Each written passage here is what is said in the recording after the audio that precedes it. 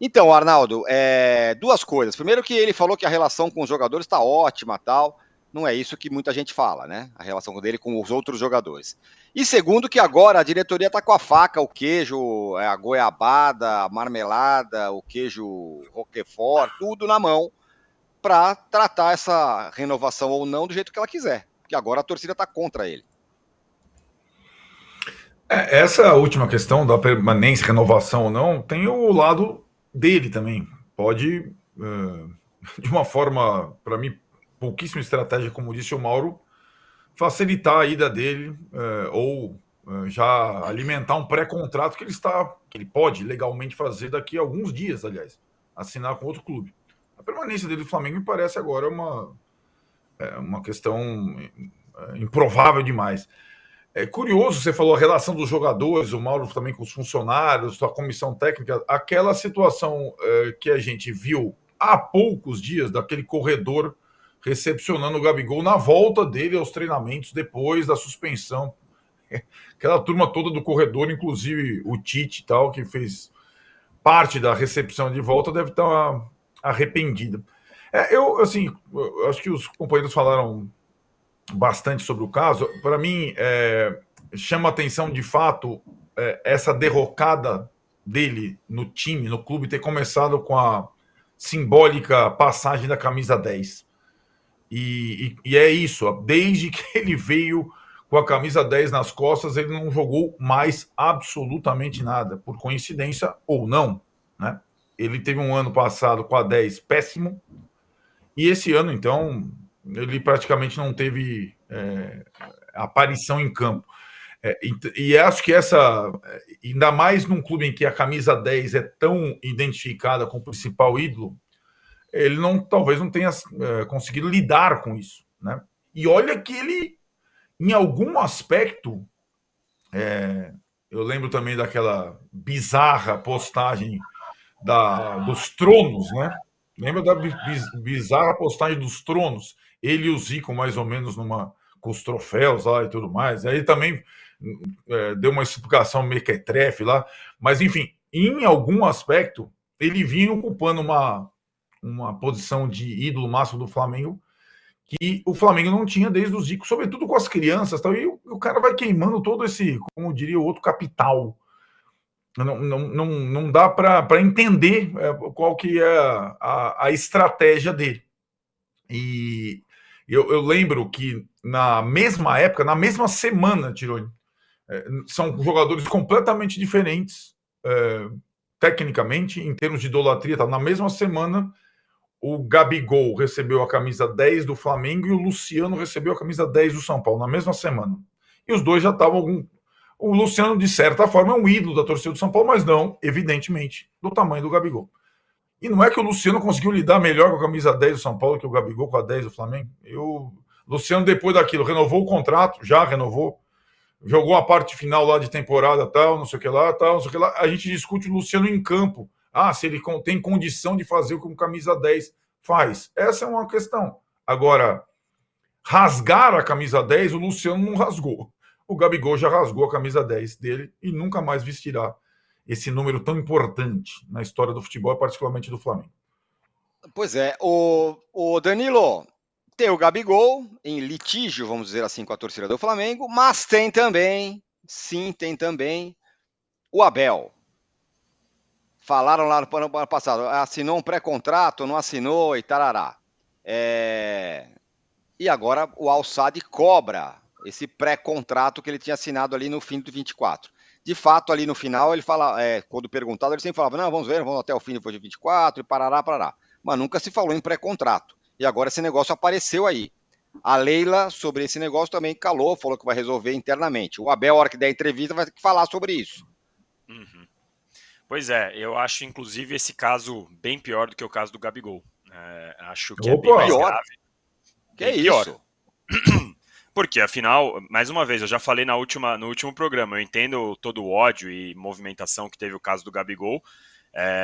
Não é o ideal, mas ele estava ali na casa dele, num churrasco, e foi fotografado. O caso do Abel, o Abel assinou um contrato com outro time, Não comunicou o Palmeiras, aparentemente, porque a gente vai lembrar, no dia 8 de dezembro, o Palmeiras soltou uma nota que fez uma reunião com o Abel Ferreira, que o trabalho dele continuava e que o Abel não manifestou que tinha nenhuma outra proposta, ou seja, a diretoria do Palmeiras não sabia disso, pelo menos publicamente deixou claro que não sabia, a não ser que a diretoria tenha mentido no comunicado que fez. E depois de um tempo aparece essa história. Lembrando, o Abel Ferreira, como você disse, realmente, na reta final do Brasileirão, ontem eu tive até o cuidado de reler as coletivas dele, ele sempre falou, vamos ver, o calendário é muito ruim, a gente vai ver o que vai acontecer. Teve uma entrevista do Vitor Castanheira, que ele deu, que o auxiliar do Abel disse, não vou comentar especulação. O Abel também falou mais de uma vez, não vou falar sobre especulação. Mas quando o Abel se porta do jeito que ele se porta nas coletivas, cobrando transparência, cobrando profissionalismo, ele não pode fazer o que ele fez nesse sentido. Até porque o contrato que ele assinou, o pré-contrato que ele assinou e o Alside alega, tem lá o pagamento da multa rescisória dele com o Palmeiras. A gente vai lembrar, o Abel Ferreira mais de uma vez fala assim, eu só saio dos clubes quando o meu diretor sabe, quando a gente tem um acordo, quando eu converso aqui e fica tudo acertado. A partir do momento que o Palmeiras não sabe, e no dia 8 de dezembro, eu repito, soltou esse comunicado dizendo que não sabia, o Abel Ferreira não agiu da maneira que ele sempre diz que age. Eu não estou aqui dizendo que, acabou, Abel Ferreira não vai ser perdoado, Abel Ferreira perdeu o cargo de ídolo, Abel Ferreira tem que sair do Palmeiras, como muitos rivais aproveitam agora para brincar com a situação. Não é isso que eu estou dizendo. O que eu estou dizendo ele precisa se explicar. Nem que seja para falar, olha, eu não assinei nada, foi meu empresário que assinou, ou eu assinei, fui para lá, não gostei da estrutura, me arrependi e vou pagar agora. Então, assim, é uma situação, para mim, mais grave que a do Gabigol, porque é uma assinatura de contrato. Ele sabia o que estava fazendo, ele leu o que estava sendo proposto e assinou. E tudo bem, você pode desistir, você pode mudar de ideia, normal, isso pode acontecer. Mas desde que você faça isso de uma forma clara, com a diretoria do Palmeiras e, claro, com quem tanto te idolatra, que é a torcida do Palmeiras. Tem torcedor que falou, eu não tô nem aí, passei esse fim de semana todo recebendo mensagem, olha, não tô nem aí e tal. Beleza, tudo bem não estar nem aí, mas para mim, a partir do momento que o Abel se coloca como paladino da justiça, ele tem que se pronunciar e tem que ser mais transparente nesse sentido, especialmente com a diretoria do Palmeiras, e tem que falar. Não adianta falar, vamos esperar, vamos... O Palmeiras nem jogou nesse domingo por conta da paralisação, vai jogar na quinta-feira. Até quinta-feira esse assunto vai ficar sendo debatido em todo lugar. Vai ser o tema. E vai ser a primeira pergunta, e é capaz que o Abel ainda fique bravo. Eu quero falar do jogo. Não, você tem que falar desse assunto. Porque mais de uma vez você foi questionado e falava que era especulação, falava que não assinaria contra o clube, sem falar com o Palmeiras. Então, assim, é um assunto para mim mais grave que do Gabigol, mas não tem que ter, não é, tem que punir, tem que ser. Não é nesse sentido que eu tô falando. É só por conta da postura que o Abel se coloca.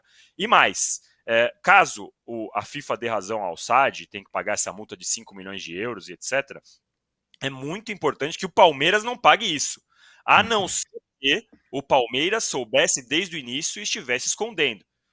O Abel poderia ter falado para a Leila assim, assinei aqui, recebi uma proposta incrível, tô indo embora, vamos ver como a gente comunica o clube, a torcida aqui.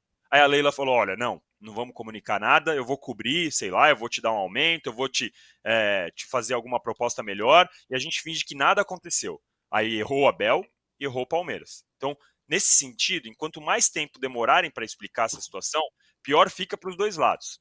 Eu acho que esse é o ponto fundamental nessa história.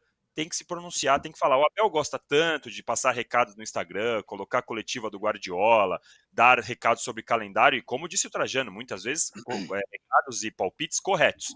Mas é bom que ele se pronuncie agora e fale alguma coisa para explicar essa situação.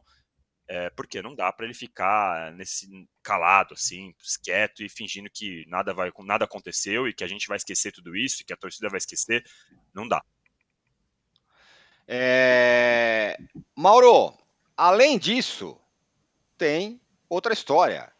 A Crefisa, o marido da Leila, sei lá, indo para o Rio de Janeiro para tentar ver uma questão com o Vasco. Não temos aí um conflito de interesses? Uma alegação que eu já ouvi é assim, não é a Leila que está envolvida, quem está cuidando é o marido dela. Qual a diferença? É óbvio que tem um conflito de interesses, né? Nesse caso, é evidente o conflito de interesses. Mas aí temos outras situações, como por exemplo, vários clubes com o mesmo dono, né? A inexistência do fair play financeiro, que é um assunto sempre secundário aqui no Brasil. Tem vários pontos aí que. É mais um ponto discutível, né? As SAFs que apresentam eventualmente resultados interessantes no balanço, mas aí quem puxa esse copo meio cheio ignora que tem uma dívida enorme lá do Clube Social que ainda existe, dívida de centenas de milhões de reais, e os credores não recebem, né? Não receberam. Porque é assim, né? A SAF você não compra a dívida, né? Eu assumo a dívida, vou pagar todo mundo e começo do zero. Não, você paga a perder de vista, sabe lá quando, dependendo de uma série de detalhes.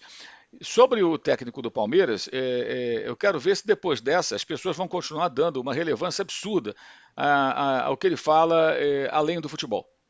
Como se ele fosse um pensador moderno, um homem à frente do seu tempo, um grande estudioso do pensamento e do comportamento humano. Né? Ele é só um grande técnico de futebol, excelente técnico, sem dúvida alguma. E se tornou aqui no Brasil um excelente técnico. Quando chegou não era tão bom não, mas hoje ele é muito bom. É só ver o que o time dele jogava, que já jogou em outros momentos, ele evoluiu muito profissionalmente, está de parabéns, vencedor, mas ele é só um técnico, gente. Ele não, sinceramente, eu não consigo entender por que se dá tanta importância às vezes a coisas que são faladas além das quatro linhas, para as quais assim, ele é só mais uma pessoa falando, é uma opinião, apenas uma opinião. Não tem nada de tão especial. E acho que esse episódio mostra que ele é uma pessoa como qualquer outra, que comete seus erros, né? Parece ter cometido um erro nesse episódio. E eu concordo com o Danilo, acho que é mais grave do que o do Gabriel. O do Gabriel ele é mais impactante porque mexe com a emoção do torcedor também. Mas se de fato ele assinou um pré-contrato com outro clube e aconteceu isso tudo aí, realmente é algo muito grave e o Palmeiras deveria ser mais transparente, até porque o Palmeiras muitas vezes cobra isso. Lembra quando houve a questão lá do patrocínio do Corinthians? Ah, quero ver se é isso tudo mesmo, não é e tal. De fato, parece que não era isso tudo, tinha razão. Então está na hora, passando da hora até do Palmeiras também mostrar o que de fato foi acertado entre o profissional e o clube quando da renovação de contrato e o que vai ser feito agora, né? Aqui o Rafael Labate fala, punição já! Abel 10 anos sem poder trocar de clube. Ele deve ser palmeirense, isso que dá um pouco a medida. Isso dá um pouco da medida do momento, né? Do Gabigol e do Abel. A torcida do Palmeiras tá nem aí, não, tudo bem, paga a multa e vamos em frente, estamos ganhando e tudo mais. Ó, nossa enquete, Trajano, quem você acha que tá na frente? Ui, rapaz, tá na frente o Gabigol. Acertou na mosca. O que vai ser mais difícil? Gabigol ser perdoado, 53%. Corinthians esquecer o Cássio, 20%. Abel explicar o tal do pré-contrato, 27% por enquanto. Estamos nos aproximando da nossa meta de likes, ainda não chegamos, mas imaginamos que vamos conseguir chegar nessa meta.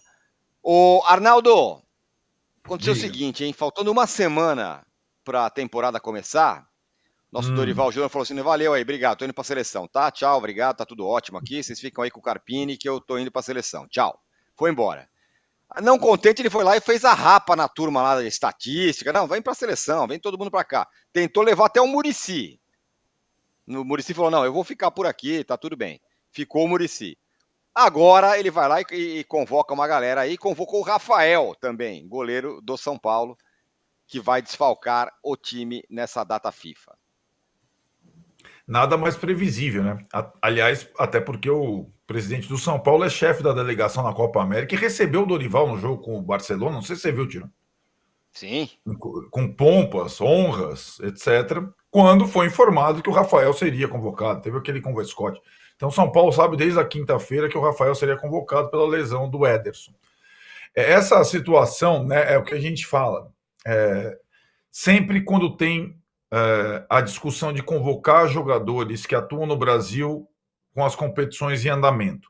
Nesse ano tem até um requinte, né, de crueldade, que são 9 rodadas do principal campeonato durante a Copa América, que a gente falou lá atrás. E falávamos também que os clubes não têm como evitar que outras seleções convoquem jogadores argentinos, equatorianos, uruguaios, bolivianos, para a Copa América, para essa disputa. Agora, também já perdi a ilusão de que um treinador da seleção brasileira tenha esse bom senso, digamos que seja essa palavra, né, de, numa situação dessa, preservar ao máximo os clubes brasileiros, porque afinal o campeonato vai estar em andamento. O requinte dessa história é sempre, e o Palmeiras já viveu isso numa outra proporção, é a questão do terceiro goleiro, que é o caso do Rafael. O terceiro goleiro vai para uma competição normalmente para ajudar o treinamento, arrumar a barreira, dar água para o goleiro titular, bater palma no banco, tal, né? Então o terceiro goleiro numa competição ele não faz porcaria nenhuma, sinceramente.